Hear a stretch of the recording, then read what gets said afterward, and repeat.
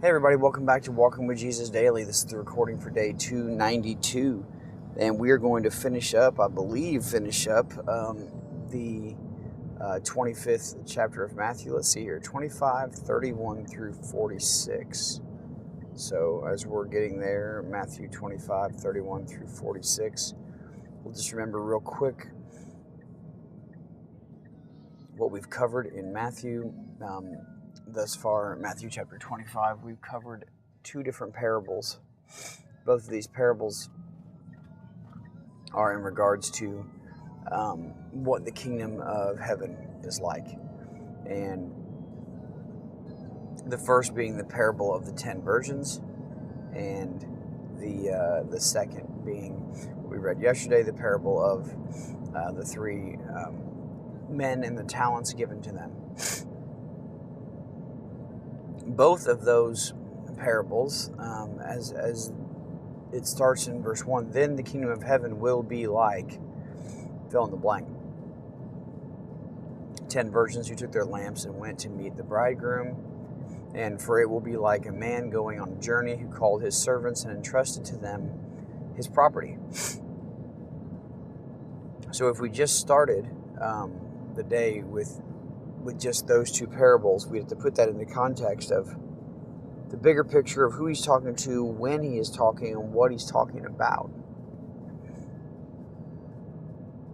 And we know just by looking back a chapter, we have Jesus talking to his disciples about the buildings and the temple. And they ask the questions, when will these things be? What will be the sign of your coming and of the end of the age? And Jesus begins to answer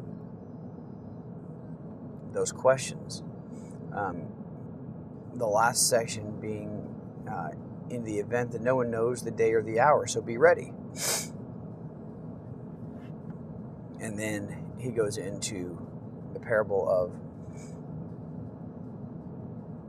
the virgins and the talents. That carries us over into today.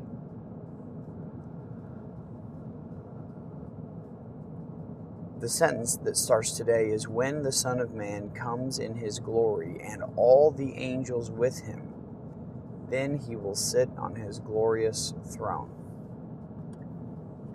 Well, this sounds like that final judgment, that time when everything stops, when every knee bows and every tongue confesses. But we will read through this in a couple different versions and read the spiritual implications of what Jesus is saying here, what he's trying to prepare them for, as these parables beforehand were giving way to that. If you have not spent some time in prayer today, please do that. I always encourage prayer or praise or selflessness, or maybe in some instances forgiveness is needed. Maybe in some instances just whatever it is that's keeping you from being fully belonging to Jesus. Whatever is in between you and God, whatever is hindering that relationship, just remember to step away from the world and towards God. If you feel like Satan just won't leave you alone and evil is all around you and you're constantly tempted, just remind yourself, what's reminded me lately a lot is, if I look or think or go or do or act or say or be something that is other than godly, I try to stop myself and just ask myself this question: is this what I desire? Because if I desire this, that is ungodly, or that is neutral, and I desire it, that can turn into sin. I'm only tempted by what I desire.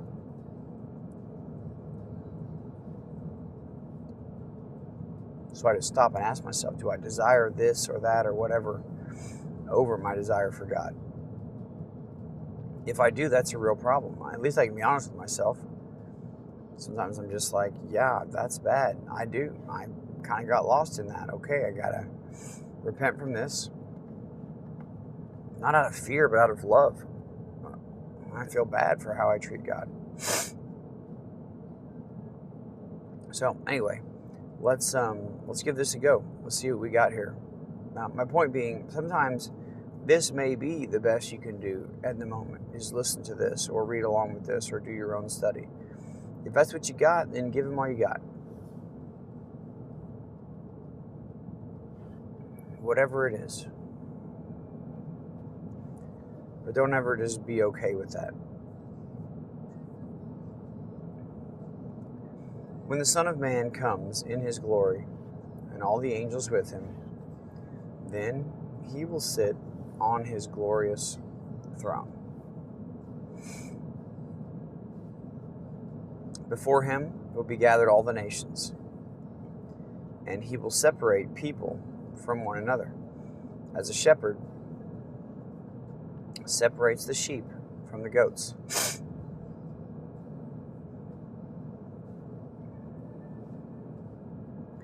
And he will place the sheep on his right, but the goats on his left. Then the king will say to those on his right, "Come, you who are blessed by my Father, inherit the kingdom prepared for you from the foundation of the world. For I was hungry, and you gave me food. I was thirsty, and you gave me drink. I was a stranger, and you welcomed me. I was naked, and you clothed me. I was sick, and you visited me.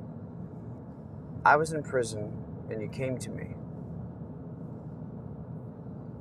And the righteous will answer him, saying, "Lord, when did we see you hungry and feed you, or thirsty and give you drink? And when did we see you a stranger and welcome you, or naked and clothe you? And when did we see you sick or in prison and visit you?" And the king will answer them, "Truly I say to you, as you did it to one of the least of these my brothers, you did it to me."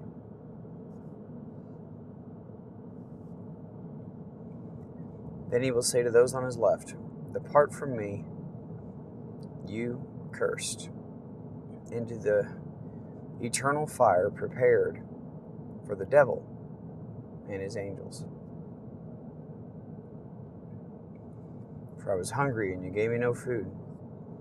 I was thirsty, you gave me no drink. I was a stranger, and you did not welcome me, naked, and you did not clothe me, sick and in prison, and you did not visit me." And they also will answer, saying, "Lord, when did we see you hungry or thirsty or a stranger or naked or sick or in prison and did not minister to you?" Then he will answer them, "Truly I say to you, as you did not do it to one of the least of these, you did not do it to me." And these will go away into eternal punishment, but the righteous into eternal life. As we kind of talked about yesterday, this judgment period can go one of two ways. It can sound one of two ways. Exciting or sad. It can sound like complete bliss or fear.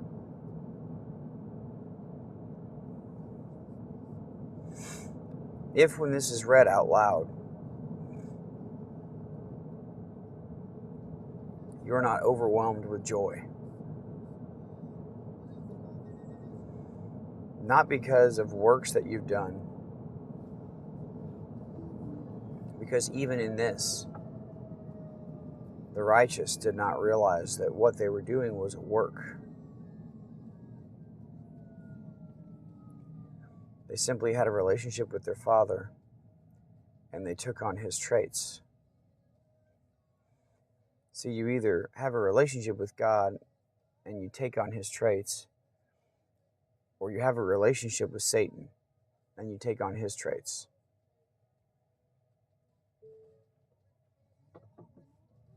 Doing something or doing things that look good, but your heart is far from God, are still nothing.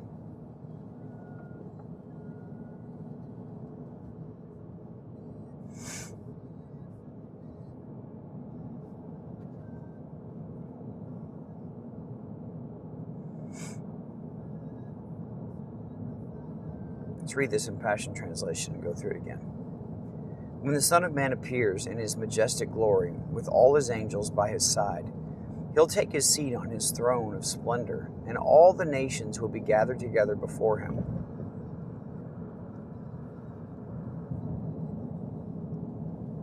Just take a minute to picture that. And like a shepherd who separates the sheep from the goats, he will separate all the people. The sheep he will put on his right side, and the goats on his left. Then the king will turn to those on his right and say, "You have a special place in my Father's heart. Come and experience the full inheritance of the kingdom realm that has been destined for you from the beginning of the foundation of the world." In other words, before sin came into being, this was made for you. For when you saw me hungry, you fed me. When you found me thirsty, you gave me drink. When I had no place to stay, you invited me in. When I was poorly clothed, you covered me. When I was sick, you tenderly cared for me. When I was in prison, you visited me. The godly will answer him, "Lord, when did we see you hungry or thirsty and give you food or something to drink? When did we see you with no place to stay and invite you in? When did we see you poorly clothed and cover you? And when did we see you sick and tenderly care for you, or in prison and visit you?" Like, when did we see you, Lord? Because we don't, I'm getting worried here right now because I don't recall ever doing this. And yet you're giving me credit for something that I never did. And the king will answer them, "Don't you know? When you cared for one of the least of these, my little ones, my true brothers and sisters, you demonstrated love for me. You took on the characteristics and traits of my Father.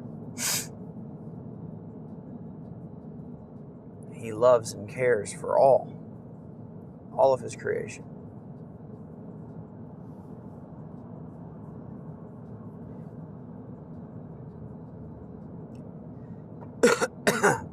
Pardon me. Then, to those on his left, the king will say, "Leave me. For you are under the curse of eternal fire that has been destined for the devil and all his demons.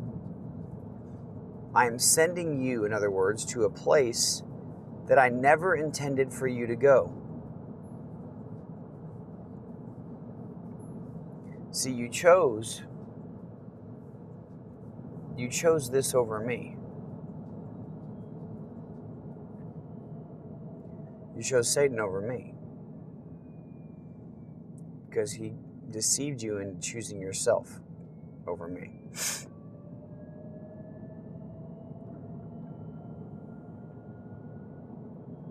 Leave me, for you are under the curse of eternal fire that has been destined for the devil and all his demons. When you saw me hungry, you gave me no food, and when you saw me thirsty, you gave me no drink. I had no place to stay, and you refused to take me as your guest.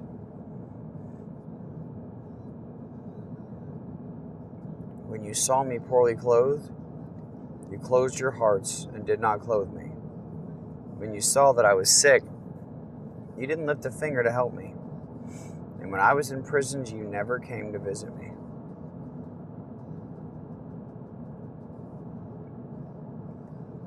And then those on his left will say, Lord, when did we see you hungry or thirsty and not give you food and something to drink? When did we see you homeless or poorly clothed? When did we see you sick and not help you, or in prison and not visit you? And you will answer them, don't you know? When you refuse to help one of the least important among all these little ones,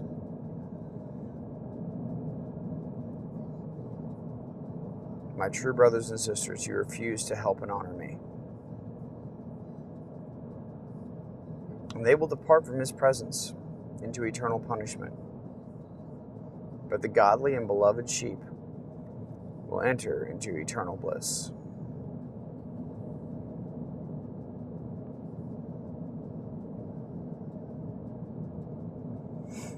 All right, last reading will be from Amplified.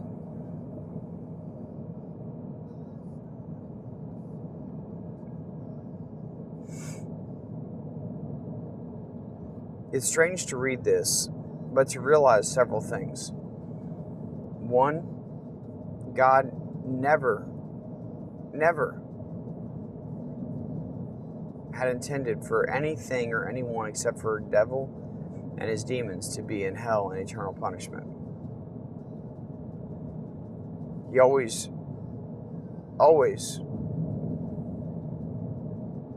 had heaven prepared for us to be with him. We're his creation. When we choose to rebel and side with Satan,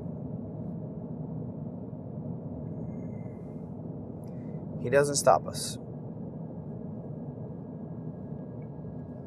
He lets us fall. He also lets us find our way back. And when we choose him, he accepts us. When we refuse him, he lets us.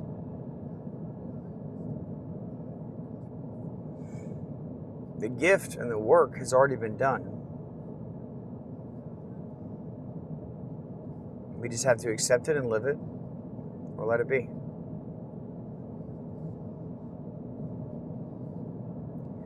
But when the Son of Man comes in his glory and majesty and all the angels with him, then he will sit on the throne of his glory. All the nations will be gathered before him for judgment.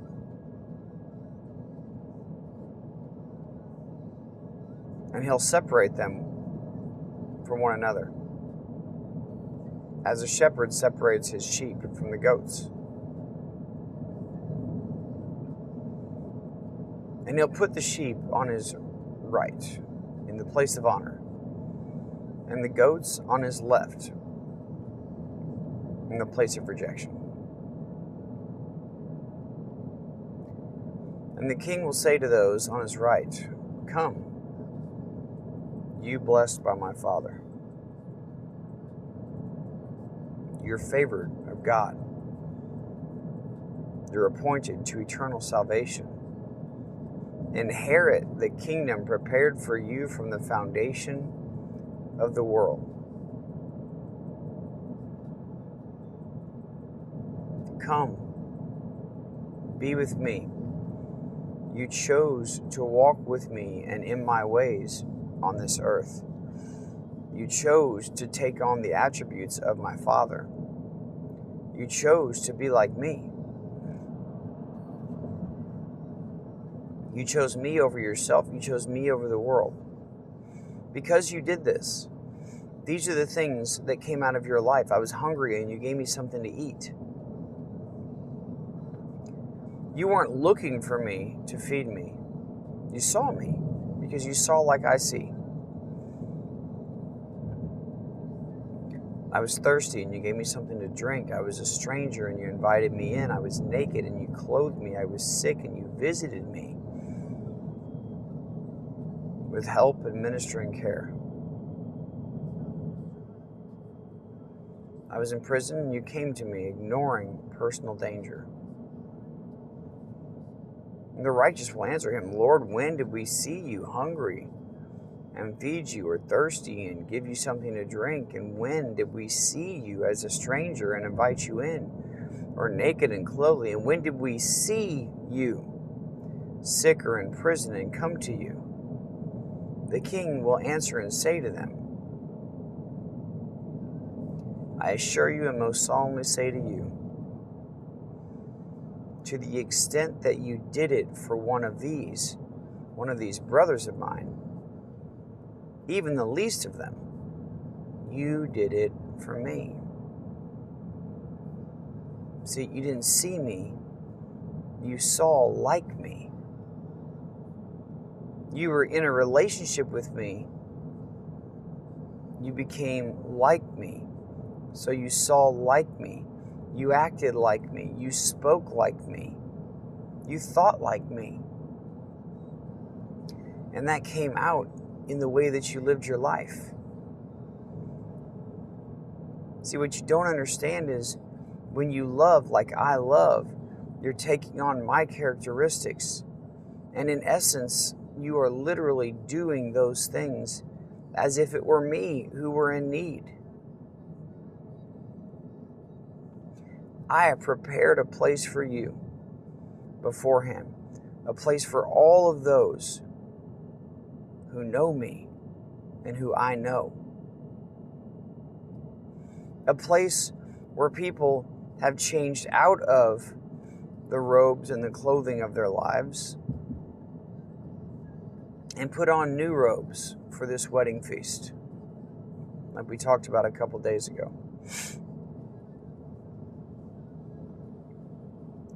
No imposters, nobody that thinks they can get in without being completely transformed and new. Nope. Not a cleaner version of yourself. Nope. Completely new. Not looking to do the right thing because it's the right thing to do. No. Literally living out a life that is like God. Because you're close to Him. And Jesus is in you and is in Him and makes us one.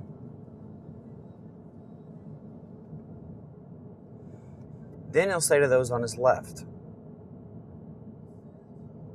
leave me, you cursed ones, into the eternal fire, which has been prepared for the devil and his angels, demons.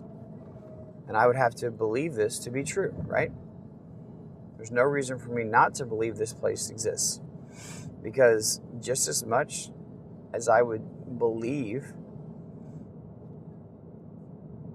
when He says, come, you blessed of my Father, inherit the kingdom prepared for you from the foundation of the world, I would have to believe this same King means it when He also says, leave me, you cursed ones, into the eternal fire, which has been prepared for the devil and his angels. Why? Because you took on the characteristics in the life of your Father, of who you have a relationship with, and that is Satan. And you say, I never bow down to Satan. I never worship Satan.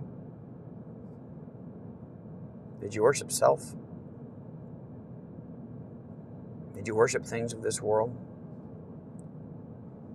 Did things on this planet have a bigger pull on you than your relationship with God? And that relationship with God is not just you and God and nobody else. Clearly, it involves other people. Clearly, it involves the church. Clearly, it involves being together, united as a body. Clearly, it involves so much more than just you It's just me and God, and I don't need a church, and I don't need this, and I can go do this, and I can go do that, and I've still got a good relationship with God, even though I'm never where I'm supposed to be, and I'm always out doing worldly things, and I can still have a relationship with God and be a part of this world. No, you can't. It's an abomination to God. So if you think those things, you are deceived, and your father is the Satan.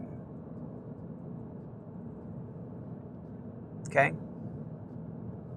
I'm not going to make some fluffy cotton candy out of this. That's not the way it works. Sorry.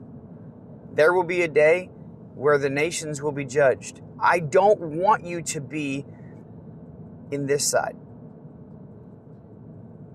Lead me, ye cursed ones, into the eternal fire, which has been prepared for the devil and his angels, demons.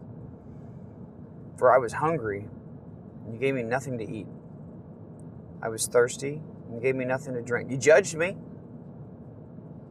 You said, well, maybe if you'd made better decisions, maybe if you hadn't done drugs or alcohol, maybe if you'd blah, blah, blah, you wouldn't be in this situation. I was a stranger, and you did not invite me in. Naked, and you didn't clothe me. Sick and in prison, and you did not come to visit me with help and ministering care. Not going through the motions, but literally seeing people like God sees people. Or seeing people like Satan does. They also, in their turn, will answer, Lord, when did we see you hungry or thirsty or as a stranger or naked or sick or in prison and did not minister to you? And he'll reply to them, I assure you and most solemnly say to you, to the extent that you did not do it for the least of these, my followers, you did not do it for me. These unbelieving people will go away into eternal, unending punishment. But those who are righteous and right standing with God will go by his remarkable grace into eternal, unending life.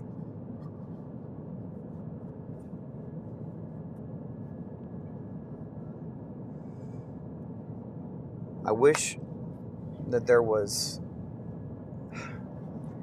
a different way for this. I hear all the time, I'll just ask for a second chance. I'll tell you the same thing that I've said from the beginning. This is your second chance.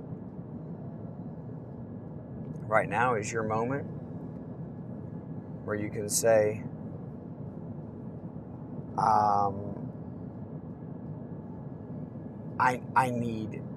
I need to be like, see like, walk like, talk like, act like, be filled with the Spirit of God. I have no other hope. Second chance is now, and it's not one that you make out of fear, but one that you make out of love. You say, I don't want to be like Satan. I don't want to see like him, walk like him, talk like him, act like him. I don't want to be deceived into thinking about myself all the time, or about the worries or cares of this world. I want to see people like God sees people. I want to love people like God loves people.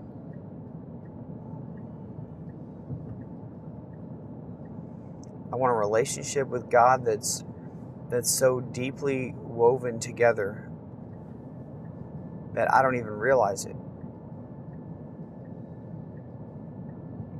I don't even realize that I'm like him because I'm one with him. And then I do realize because it hurts when I act like Satan. But let's just be very clear in how God operates, because he says it very clearly. You're either holy or you're unholy. Most of the war is fought in the neutral ground. Most people know right from wrong. But it's in the gray areas that people live, in the shadows. See, the gray is not filled with light, it's a shadow. It's in these areas where most people operate, most Christians operate their lives. Step out into the light. It hurts for a little bit, exposes things you don't want exposed, but you'll be given total freedom. So belong to Him, belong to the light, have a full relationship with Him. Let Him do incredible things in your life. Let Him set you free from Satan. And then live your life in that freedom. I love you guys. See you tomorrow.